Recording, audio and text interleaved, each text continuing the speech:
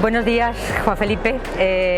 Es un placer y un honor tenerte hoy aquí en esta Feria Liber, en la edición de 2023 en Madrid y en nuestro stand, el stand de la UNE, que es tu casa.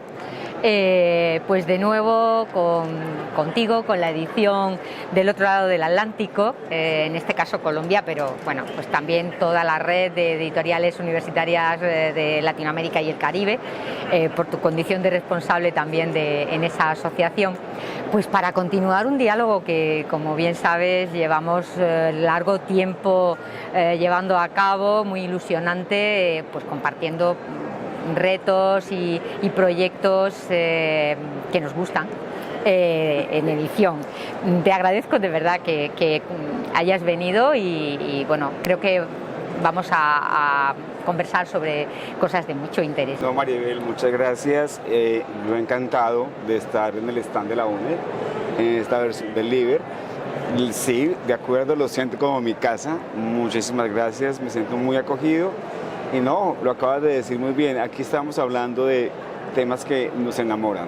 Yo creo que eso que a uno le produce pasión tiene resultados muy positivos y eso es lo que queremos construir conjuntamente. Tenemos muchos temas en los que profundizar, ¿no? Pero parto de una frase, de una reflexión que hizo pues hace muy poco, el año pasado, ¿no? En la revista Unilibros, justamente Manuel Gil, que decía que consideraba que el área, la edición universitaria era el área de edición más innovadora y proactiva, con diferencia, y que representa pues un capital simbólico vital, ¿no? para el acervo cultural de cada país, y además subrayaba otra fortaleza nuestra, que es la calidad cultural y científica de nuestros proyectos. Creo que efectivamente la edición universitaria ha evolucionado muchísimo desde sus orígenes, que somos un sector de vanguardia, que justamente por esa pasión que tú comentas, ¿no? Eso es, porque creemos mucho en lo que hacemos y estamos convencidos de la función que cumplimos dentro de nuestras universidades, nuestros centros, ¿no? públicos, ese compromiso tan importante, ese compromiso social que está en nuestra médula, y que bueno, nos hace que pongamos pues toda nuestra energía en superar esos desafíos que tenemos, ¿no? Y claro, también él resaltaba que bueno, pues tenemos nuestras debilidades, que las sabemos, ¿no? Entre tantos países como aglutinamos, ¿no? En todas las redes, también pues esas barreras difíciles, ¿no? Naturales, en nuestro caso un océano inmenso, con lo que conlleva, aunque esa revolución digital ha venido a ayudarnos, ¿no? Porque podemos difundir y visibilizar todo lo que hacemos de otra manera a nivel global, y en eso estamos todos, ¿no? Pero claro, la visibilidad para nosotros es algo complicada, pues porque es mucho lo que se produce y con lo que nos bombardean, que es importante para nosotros siempre estar impulsando nuestros libros y llevándolos al lector y amplificando su recorrido, ¿no? Entonces, tenemos un tema de colaboración tan importante, que es la coedición, que nos trae aquí, que bueno, quiero retomar una conversación que tuvimos el año pasado justamente en este foro, en una mesa, a propósito de qué estamos haciendo, qué nos ha llevado a esa colaboración, a esa coedición, y cuáles son las ventajas, los inconvenientes, no sé, ¿qué opinas? Tema grande, tema grande y con muchas posibilidades de desarrollo. O sea, yo creo que es una responsabilidad social de la edición académica universitaria poder posibilitar que estos contenidos a los que les apostamos con tanto gusto y amor, pues hagan un recorrido muy amplio y lleguen a muchas personas. Yo empezaría, si pensamos en lo que dijo Manuel el año pasado en el Unilibros, en que la ciencia, que es una de las cosas que los editores universitarios tendemos que tener mucho más presente, la ciencia es universal. La ciencia no le pertenece a una región. Hay temas que abordan cosas particulares de esa región, pero la ciencia es un bien de la humanidad. ¿qué tenemos nosotros entre manos? Un bien de la humanidad, que son los libros que tenemos. Me encanta justo esa manera de concebirla. Sí, eso es una punta clave que hay que traer a una alfabetización de nosotros mismos para creernos esto, porque yo creo cada vez más que eso le corresponde a todo el mundo y no se debe quedar en un sitio.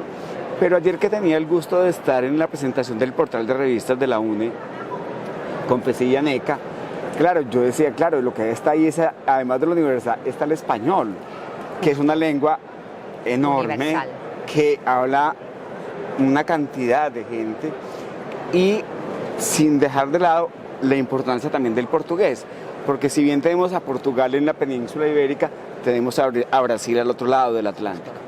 Y África también habla portugués y también habla español. Entonces yo decía, si nos damos el gusto de pensar la ciencia como bien común de la humanidad y además le ponemos esa fortaleza que se llama la lengua que nos une, lo que tenemos servido es un camino maravilloso para socializar y hacer visible eso que estamos publicando. Efectivamente, si algo nos ha movido y creemos que en ese sentido somos absolutamente imprescindibles en el sector editorial, ¿no? el de comunicación, ¿no? de conocimiento, en este caso, claro, comunicación de ciencia, en la edición académica, es el defender el multilingüismo y la biodiversidad, ¿no? Porque decías, son muchísimos temas los que nos pueden mover, ¿no? a comunicar ciencia, a trasladar esa ciencia a la sociedad, unas veces locales, regionales, pero que tienen un punto también de conexión con esos locales y regionales de otros países, ¿no? Que al final construyen, ¿no? un gran edificio en torno a un debate, ¿no? A un debate sensible que nos puede interesar a todos y a la sociedad, lógicamente, ¿no? Y luego, por supuesto, la lengua. Creo que esa es una de las grandes fortalezas que tenemos frente a la omnipresencia del inglés, ¿no? La ciencia debe también transmitirse en otros idiomas, en otras lenguas. Nosotros mismos en la UNE no solamente publicamos español, ¿no? Es decir, tenemos otras lenguas del Estado que evidentemente tienen su espacio para publicar y para acercar a mayor número de personas lo que publica, lo mismo que ocurre también con Latinoamérica, ¿no? Ahí con lo que señalas, creo que deberíamos hacer una gran mesa, porque tenemos que contar con los organismos de Estado, léase MinCiencias en Colombia, FECIDE en España y ANECA, con ASI en México, con INSEE en Argentina, o sea, una cosa muy conjunta, porque debemos reconocer las instituciones de educación superior con las que contamos y aquellas disciplinas que bien compartimos. Y ahí empezaba a bajar esos temas que pueden estar en la discusión y que posibilitaría armar redes. ¿Por qué? Porque vía el libro, vía el artículo de revistas, lo que propiciamos es una red de discusión sobre temas particulares. Yo creería que eso es un primer accionar para poder pensar una cosa mucho más fluida de coeditar entre los países que conforman Iberoamérica. Después de pensar eso, hay que pensar en el español y en el portugués y las lenguas también que se hablan en las autonomías en España y también en las lenguas aborígenes americanas. ¿Por qué? Porque es importante entender la presencia de esas lenguas en la representación de los contenidos científicos. Creo que es un paso que hay que dar. Ayer decía una de las señoras que estaba en la mesa de inteligencia artificial y traducción, que anoté la frase porque me conmovió: cuando se muere una lengua, se muere una forma de ver y interpretar el mundo. Entonces, claro, esa es la posibilidad de que los contenidos que publicamos en la ciencia hagan recorridos lo suficientemente poderosos para que la gente pueda ver eso que le pertenece. Porque la ciencia, vuelvo y lo digo, le pertenece es a la sociedad, no a los académicos ni las académicas. Ese ejercicio es parte de lo que tenemos que lograr con las coediciones. Sí. ¿Hemos logrado cosas? Sí. Yo puedo hacer unos balances muy positivos. A mí me gusta poder decirlo, me gusta que se abren las puertas, coedición con Argentina, coedición con Perú, coedición con México, con España, con Brasil, con Costa Rica. O sea, nos hemos dado los gustos, pero esos son accionarios mínimos, porque tiene que ser mucho más fuerte y poderoso para poder pensar en un proyecto coedición de lado y lado. Es que ese es el gran pilar, ¿no? Ese trabajo en red, esa colaboración, ¿no? Que llevamos también en nuestro ADN, porque somos bastante altruistas, decías, aparte de apasionados, ¿no? y comprometidos, ¿no? Pero la colaboración, cada uno, bueno, somos competidores sanos, ¿no? Cada uno, bueno, pues tiene su ámbito de acción, pero juntos somos una fortaleza, ¿no? Y hay que proyectar esta edición universitaria de Iberoamérica, y la mejor forma de hacerlo es con estas colaboraciones, como dices. Ayudamos y garantizamos también esa pluralidad temática para justamente dar un salto más y construir pues esas coediciones a otro nivel, ¿no?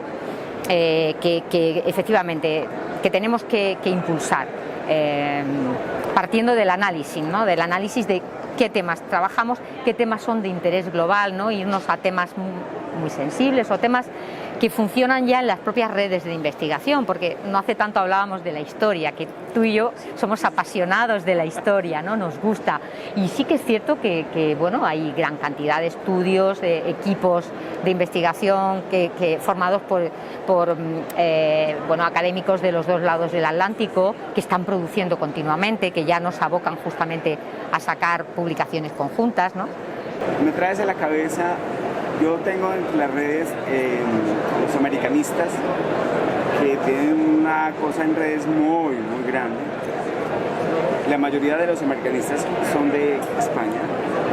Entonces, esa producción que yo pues rastreo y evidencio de los americanistas en su gran base de datos, digo, esto no lo conocen la mayoría de los académicos que podrían interesarse por temas de esta naturaleza, no lo conocen con el suficiente reconocimiento de lo que hay. Eso, por ejemplo, es un trabajo que se podría hacer, porque es la perspectiva de poder propiciar estudios comparados entre americanistas de España y algunos de Argentina, de Colombia, de México. Se podría pensar, por ejemplo, algunos títulos que circulen al lado y lado del Atlántico. Ahí nos toca pensar en el libro digital, porque mover libros en fronteras es una pesadilla. Sí. O sea, lo sabemos todos, entonces no vamos a hacer cosas que no, pero podemos trabajar con impresión bajo demanda. Claro, es que eso es una vía importante, como dices, el universo digital ha venido a ayudarnos con el libro electrónico y las plataformas. Y ahí está. Pero efectivamente, lo mejor de este asunto es que no necesitamos aduanas, ni barcos, no movemos ni libros impresos. Intermediarios. No. Tú imprimes los ejemplares que consideras allá, yo aquí, y está también la versión electrónica para el resto del mundo. Exactamente. Ayer explicaba en una conversación con unos colegas, me preguntaban cómo es el circuito del libro que administra la editorial del Rosario. Yo decía, las que hay y las por venir. Está el papel, está la impresión bajo demanda, está el EPUB, está el PDF. O sea, pero tantas, el que decide es quien lee. Como yo tengo problemas económicos a la hora de llevar libros hasta México o hasta Perú o hasta Chile, pues no lo hago, simplemente imprimo bajo demanda con los operadores que nos prestan el servicio. Esa es una cosa que tenemos que considerar. Y claro, además revierte en beneficio del precio del libro al lector, porque hay que cargarle aranceles y viajes. Y no, claro, es mucho más económico. Y adicional, con los abogados que están en las direcciones jurídicas de nuestras universidades, es fácil mover este modelo, porque encuentran la viabilidad y tenemos pocas talanqueras para que no nos dejen trabajar. Entonces, esto ya es un gana-gana pensado de esta naturaleza. Yo creo que tenemos que pensar en las temáticas. Yo podría hasta soñar ya algunas que no voy a adelantar. Yo también. Eso es, siempre nos entusiasmamos sí, porque me apasiona. Estaba ahorita mirando en el móvil, yo tengo un catálogo de codiciones, o sea, yo tengo tanta codición que ya hice un catálogo. Sí. Pero entonces, cuando hablábamos antes Lo voy a consultar. de esto, yo decía, claro, lo que tenemos que hacer es un catálogo conjunto de la edición iberoamericana. Sí. Y hasta ahí dejo porque no quiero avanzar más sobre el tema. Claro, no, además es muy importante lo que estás comentando, porque nuestro objetivo con este tipo de colaboraciones, que ese libro no sea caro y se le sobrecargue, ¿no? con ese plus de un libro que viaja, un libro que tiene que pagar y que al final resulta excesivo, ¿no? Para el bolsillo del lector o del investigador, pero también para que lleguen todo ese catálogo, esos catálogos a las bibliotecas, ¿no? Porque desde las bibliotecas, evidentemente, y eso forma parte del propio proyecto de la coedición, ¿no? Es decir, desde que elaboramos el libro conjuntamente hasta que tenemos que canalizar esas colaboraciones y esas temáticas que nos interesan, ¿no? Y que sabemos que socialmente a todo el colectivo, ¿no? Al que llega, ¿no? De público al que llega la edición universitaria en español, ¿no? También lo consulta a través de esas bibliotecas, a veces bibliotecas más amplias, públicas, pero sobre todo universitarias, ¿no? Y de centros de investigación. Entonces, es importante, porque esa será una fortaleza hacia la que caminamos, sí, ¿no? Para que se visibilicen, ¿no? Como decíamos ayer con el mismo portal de revistas, ¿no? Es decir, hay que hacer o mover estrategias, ¿no? Para que justamente sean fácilmente localizables esos títulos a un investigador que está trabajando sobre temas de arte americano, ¿no? Sí, sí. Eso que estás diciendo, más adelante también lo podremos revisar.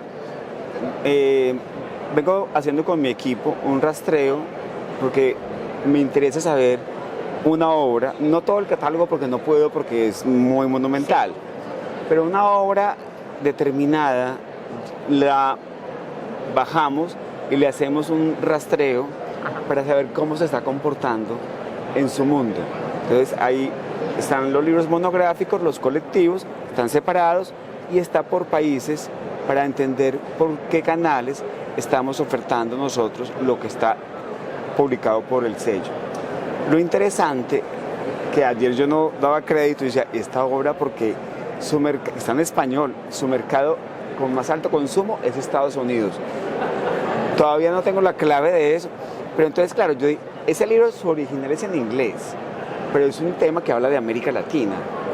Esa es otra cuestión, claro, que acabas de sacar, que me has adelantado. Es la acción social como forma de investigación, y yo dije, claro, los que se leen esto son de lengua materna hispana, con toda la seguridad, claro, y les queda más sencillo leer la obra de esa autora en la traducción al español que el original en inglés. Además, ayer que escuchaba a las traductoras, yo decía, claro, ese valor agregado que le entrega la traducción, porque le da un criterio, le da una forma de ver, eso enriquece la forma de entender la vida.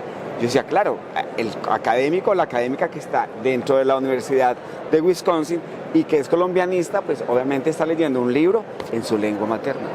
Que es, enriquece esa experiencia de lectura, ¿no? Y el acercarse, como tú bien dices.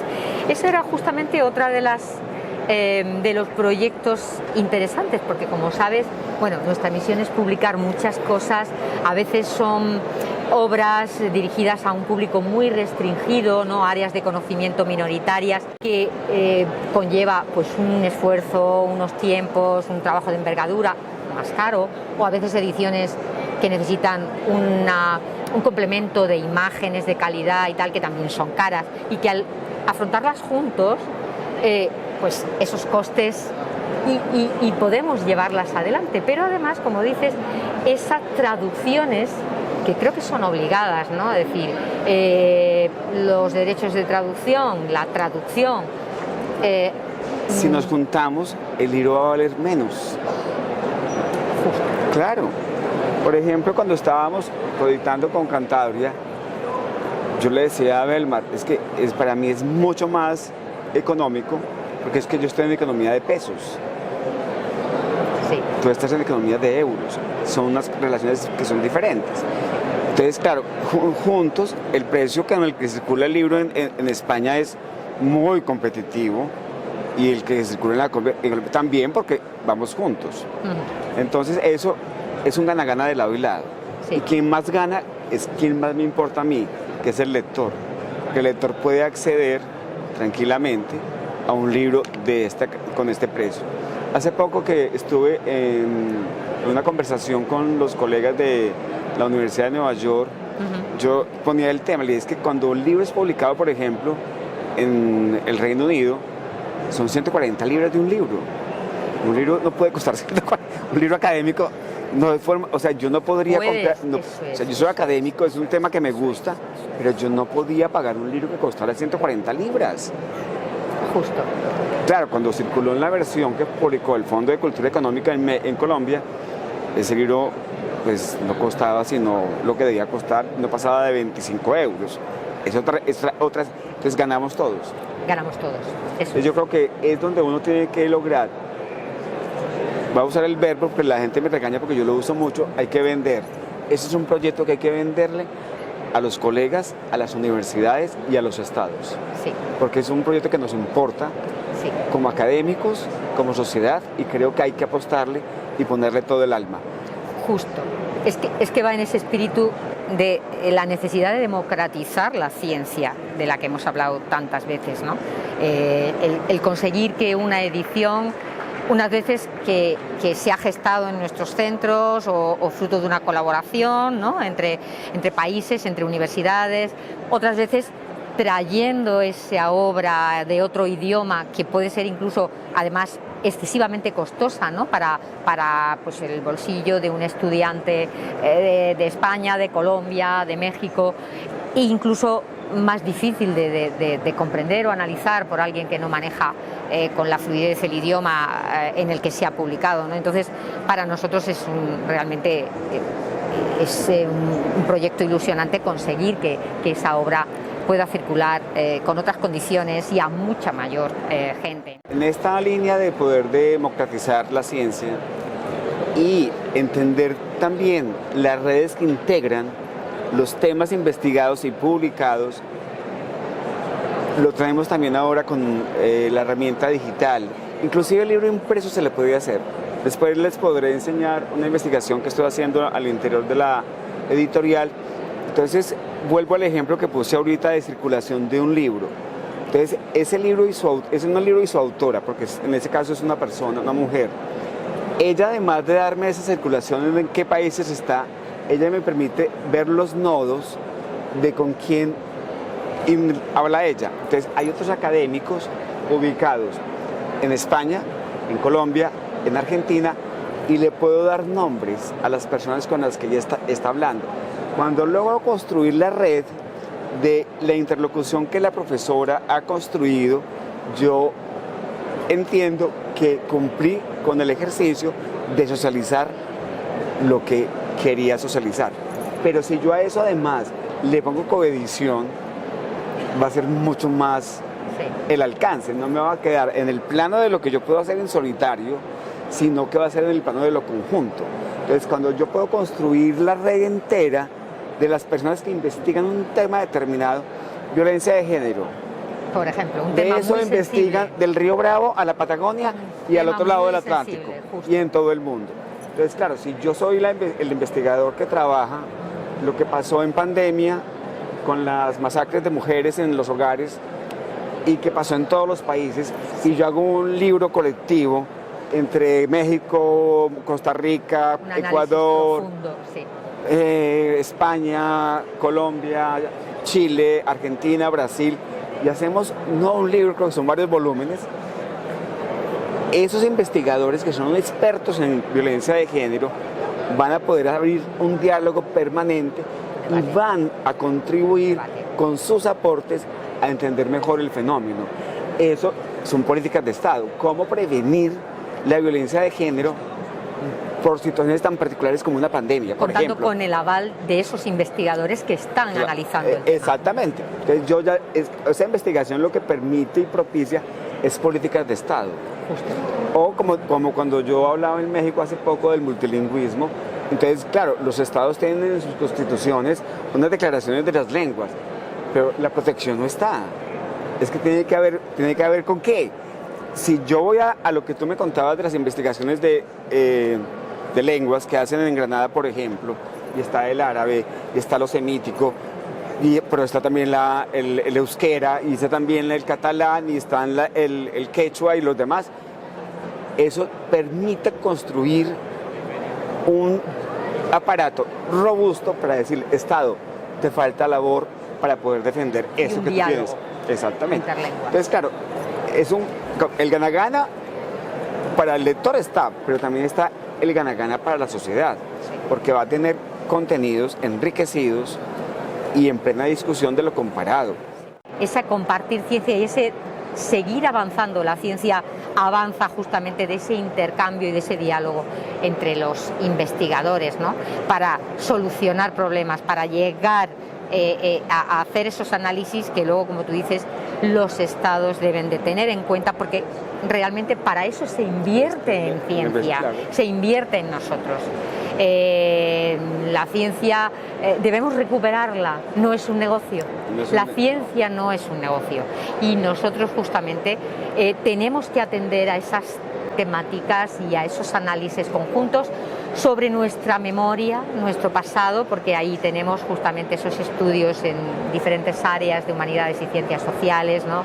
La historia, la literatura, las artes, el patrimonio y tantos otros, y luego lógicamente otras temáticas muy sensibles que están sobre la mesa, ¿no? de los grandes despachos, y que tenemos que contribuir, ¿no? a mejorar. Si logramos hacer la publicación conjunta de ese tema, tendríamos más. El foro. Claro. Estarían asociados los foros. Y ponemos un foco. Estos son los expertos del mundo que trabajan en este tema. Esto es lo que estamos publicando. Sí. En canales, digamos, que van ayudando a amplificar ese mensaje, esos contenidos del libro. Para poder llegar a la ciencia es un bien de la humanidad, sí. Le pertenece a la sociedad. Eso es lo que en el Germen ha hecho siempre, es decir, la universidad ha transferido, ha canalizado a través de el papel o la letra escrita, a través de esos grandes debates, esa extensión universitaria, ¿no? A la que siempre se le ha dado mucha importancia y mucho valor para, pues, con otro formato, ¿no? Hacer y favorecer el encuentro entre especialistas y el diálogo, ¿no? Porque realmente la ciencia no termina ahí, o sea, necesita dialogar o poner en ese diálogo a los investigadores, pero también a la sociedad, ¿no? Para enriquecer justamente el debate. Una de las cosas que más me preocupa todavía es esa división que tenemos entre unos contenidos muy importantes y unos contenidos como no tan importantes. Eso es precarizar la lectura. Sí. Eso no lleva a una cosa adecuada de entender la existencia. Creo que el mundo atraviesa un momento complejo con las humanidades y las sociales, porque la gente puede pensar que eso para qué se estudia, si lo que hay que estudiar es otra cosa que sea rentable. Parte de luchar contra esa forma de ver es poder socializar lo que publicamos. Mira, es tan importante publicar sociología como publicar un libro de ingeniería. Sí. O sea, no son iguales, pero tienen el mismo nivel. O con los últimos resultados de una investigación en salud. Exacto, o sea, tiene que ver el mismo lugar porque es la misma sociedad. Sí. Hace parte de ese ADN. No se lo quites, no la vuelvas precaria, déjala completita y seremos mucho más felices. Sé que algunas voces están y vienen justamente poniendo el dedo en la llaga, ¿no?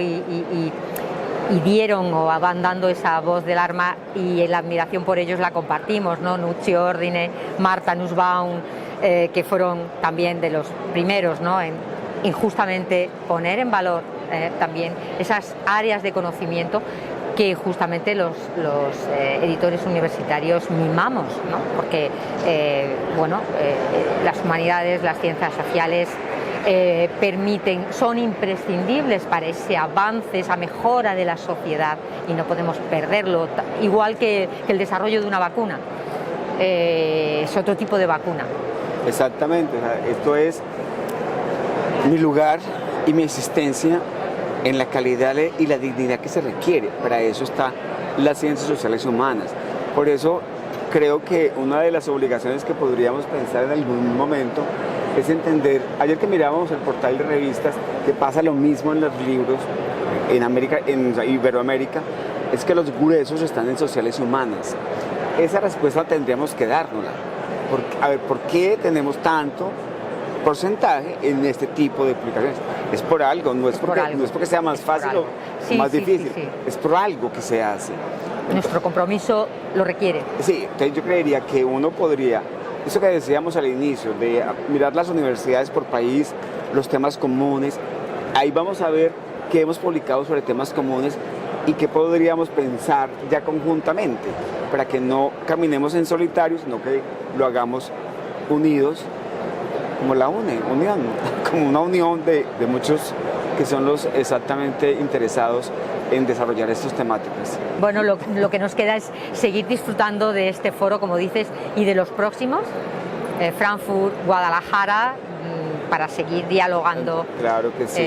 Sobre todos estos intereses comunes. Yo creo que sí, nos iremos viendo en los foros, implementaremos todo lo que está a nuestro alcance para poder llevar a feliz término y a feliz puerto lo que estamos soñando.